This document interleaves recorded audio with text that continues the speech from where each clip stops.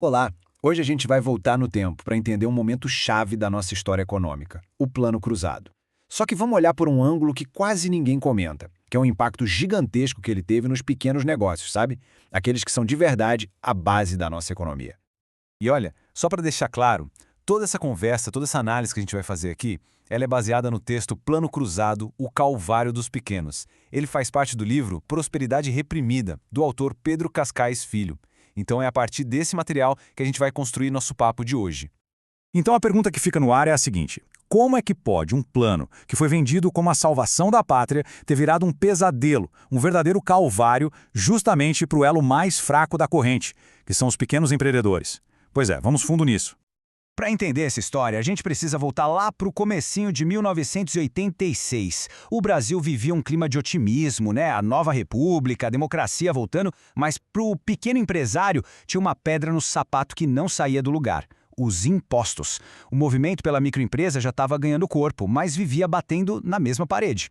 E essa parede era o argumento do governo que se repetia ano após ano. A conversa era sempre a mesma. Se a gente der benefício fiscal para os pequenos, o Estado quebra, a arrecadação vai para o buraco. Parecia fazer sentido, né? Mas a realidade estava prestes a mostrar o contrário. E quem provou isso na prática foi Santa Catarina. O Estado foi lá e implementou o Estatuto da Microempresa. E o resultado foi simplesmente espetacular. Ao invés de quebrar, a arrecadação de impostos subiu 32%. Mais de 30 mil empresas pularam da informalidade para a legalidade e um monte de novos negócios surgiram. Estava provado, ajudar o pequeno não era prejuízo, era motor de crescimento. E foi bem nesse cenário que surgiu o Plano Cruzado.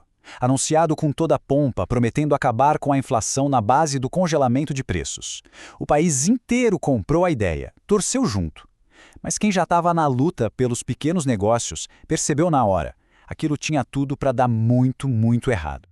E para fazer o tal congelamento funcionar, criaram a figura dos fiscais do Sarney. Pensa só, gente comum, da noite para o dia, ganhava um poder enorme, sem nenhum preparo. A mídia incentivava e o que a gente viu foi um clima de caça às bruxas. Uma agressividade que lembrava períodos bem sombrios da nossa história. E o alvo principal, claro, era o mais vulnerável: o dono da vendinha, da lojinha de bairro.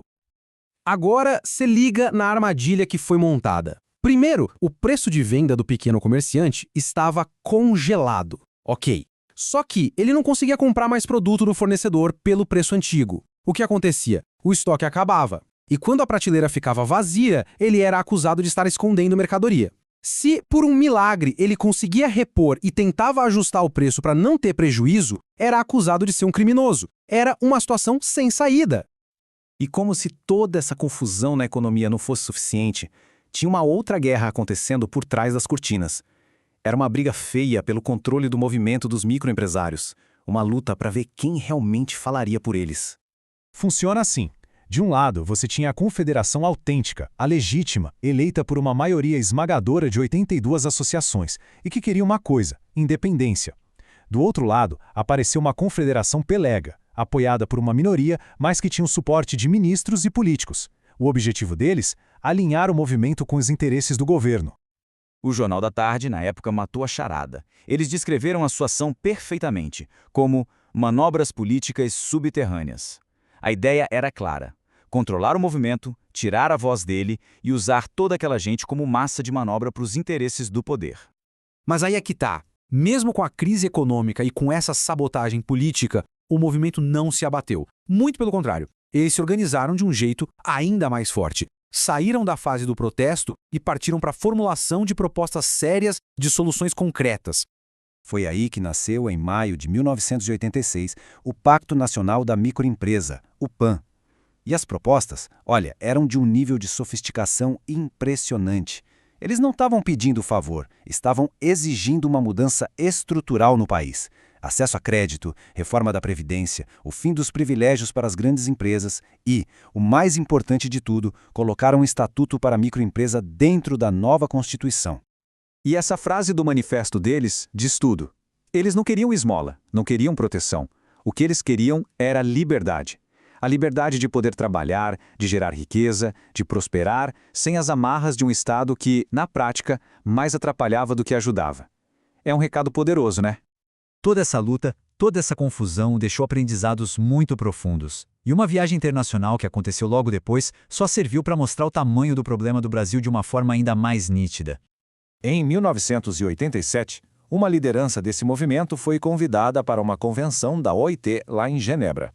E a experiência foi um verdadeiro choque de realidade. Enquanto aqui no Brasil o pequeno negócio era visto como um problema, lá fora, no resto do mundo, dos países mais ricos aos que estavam em desenvolvimento, a conversa era outra. O pequeno negócio era prioridade estratégica, com políticas de crédito, de treinamento, de incentivo. O Brasil estava literalmente andando na contramão do mundo. E eu acho que nada resume melhor essa diferença de mentalidade do que essa frase dita pelo delegado dos Estados Unidos lá em Genebra. Ele falou o seguinte, que leva 20 anos para formar uma pessoa e que dessa turma toda, só uns 10% vão virar empreendedores. Por isso, eles são um ativo nacional, algo muito, muito importante. Essa ideia de tratar o empreendedor como estratégico, isso simplesmente não existia no Brasil daquela época. E isso tudo nos traz para uma reflexão final que é até um pouco incômoda. Muitas daquelas propostas feitas lá em 1986, facilitar crédito, simplificar a vida de quem produz, reformar impostos, são as mesmas que a gente discute hoje, quase 40 anos depois. A pergunta é, o que essa repetição de pautas diz sobre o quanto o Brasil realmente avançou nessas questões? Fica aí para a gente pensar. Essa luta toda deixou sementes muito importantes. Foi dali que nasceram movimentos como o que criou a Simpevi, que hoje a gente conhece como AMP. Se quiser saber mais sobre essa história incrível de resistência e de empreendedorismo, dá uma olhada no site empreendedorismoempauta.com.br. Lá tem outras análises como essa. E se você curtiu, compartilhe, para que mais gente conheça a origem desse movimento que foi tão fundamental para o Brasil. Valeu e até a próxima!